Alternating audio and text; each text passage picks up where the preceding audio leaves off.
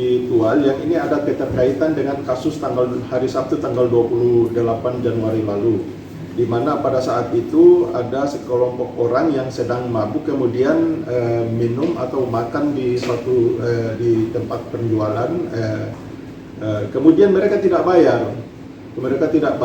Kemudian terjadi masalah di situ, ada pemukulan terhadap yang jual. Keluarga yang korban yang tadi itu kemudian tidak terima sehingga terjadi permasalahan di situ. Dan di situ Polres sudah menangkap 7 orang dan sudah dijadikan tersangka. Kemudian semalam itu sekitar pukul 10 ada lagi salah satu warga yang kebetulan kena panah. Akibat kena panah ini kemudian memprovokasi kelompok warga lainnya, kemudian melakukan penyerangan ke satu kelompok lainnya. Sehingga terjadi sampai dengan tadi pagi itu masih terjadi saling serang, dan sampai siang ini perlu kita jelaskan kepada rekan-rekan semua bahwa situasi sudah kondusif.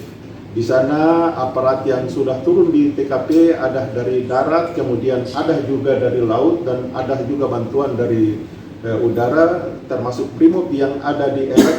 Sebagian kita sudah dorong kembali ke Kota Tual. Situasi sampai siang ini sudah kondusif. Kemudian perlu saya jelaskan bahwa ada korban yang mengalami luka-luka. Di antaranya korban luka dari Polri ada 3 orang, kemudian korban luka dari masyarakat itu ada 10 orang. Itu update terakhir tadi pagi. Kemudian ada perkembangan lagi yang mungkin ada tadi siang, saya belum tahu.